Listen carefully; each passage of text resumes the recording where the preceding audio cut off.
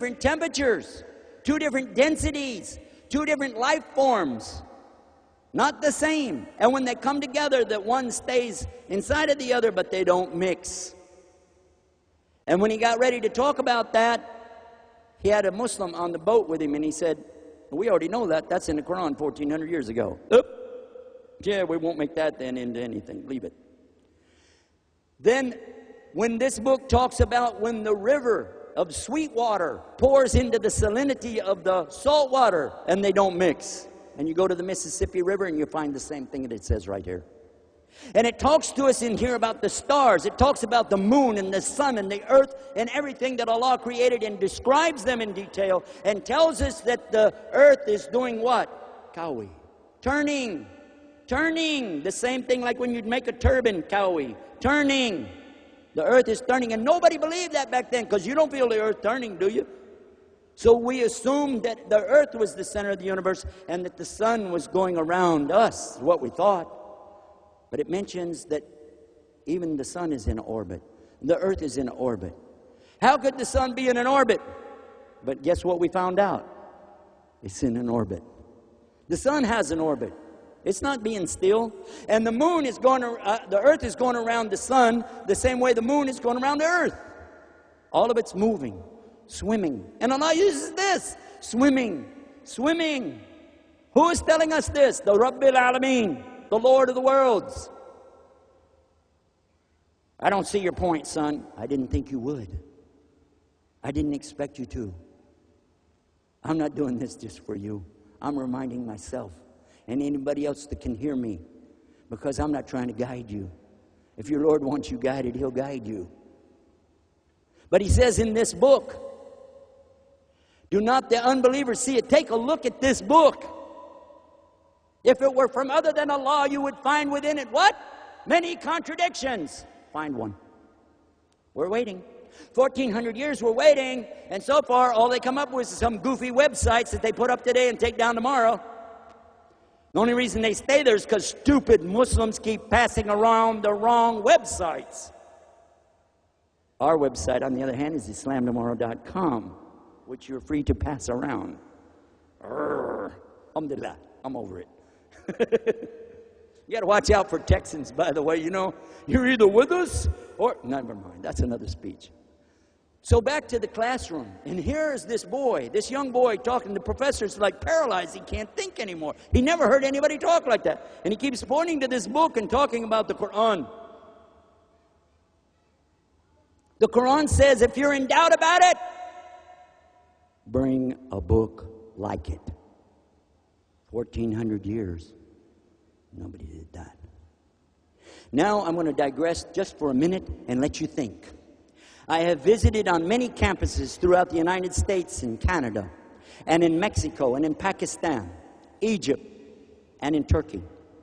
I've been around the world, alhamdulillah. Coming here is a great experience for me here in India, and I thank Allah for that. And I'm telling you that everywhere I went, I asked people the same questions. Everywhere I asked about the subject of revelation, I got the same answers. The Quran is still existing in the original language of Quran. The language of recitation in which it came, Lagu Arabiya, is there. It exists. Today people still speak it. They still understand it. Bait, house. Batta, duck. Yom, day. All of these things are known. It's right there. It's easy. You don't have to be a rocket scientist to appreciate the Quran, but if you are a rocket scientist, then the knowledge that you have for going into outer space was there 1,400 years ago. And while we're on the subject of science and scientists, it was Muslim scientists 1,000 years ago that offered us the testable way to find out what is true. Who are the ones who came up with the idea of testable evidence in the first place? If it wasn't Imam Bukhari, rahmatullahi alayhi, who was it? Test the evidence before you put it down. Did he do that? Yes or no? Test the evidence. The evidence used in Scotland Yard uses the same premise that was set out by our great Imams 1,200 to 1,300 years ago. The same way they rate you on the internet to determine your credit worthiness on eBay is based on the same premise that these scholars use to test the rawaya, the chain of narrators, to show us which hadith are real and which ones aren't. The ijazah of Quran is an evidence in itself of what? The science of testable evidence. And you never had a university whatsoever like you have today until you copied it from the universities in Spain when it was under Muslim rule. And you never even knew what a university like this was until you visited Iraq and saw them there. And when you visited Cairo and saw what's still today the oldest university still operating on earth, Al-Azhar. Alhamdulillah, Allah let me go there and be there and sit with the ulama. And when I'm going to use the word ulama, say ulama, ulama. A person who has knowledge is a alim, right? And what do you call somebody who graduates from a university if you don't call him a what? Somebody graduates, he's a alumni. From what word? Oops. Oops. Now you know. And they still wear the long black robe. No, it's not Latin, it's Arabic. Alumni, from alim. And the long black robe. Where did it come from? And go to Turkey right now and watch the imams. When they're going to lead salat, they go in their little cubby hole and get their little cap and put it on. Then he gets his black robe and he's wearing the same one they're wearing today in universities. Because they're copying the way of the scholars of Islam 1,000 years ago. If you want to talk to me about testable evidence, we'll talk all day long, as far back as you want to go. Sir, do you know anything about algebra? Of course I do. Good. What does it mean? Well, it's the science of using a number that's represented, it's an unknown number represented by a letter. Who thought it up?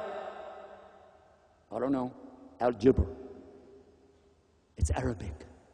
It came from the Muslim scientists. What about the numbering system? Isn't it called the Arabic numbering system? And who thought it up? Who came up with a zero? The Muslim scientists right here in India.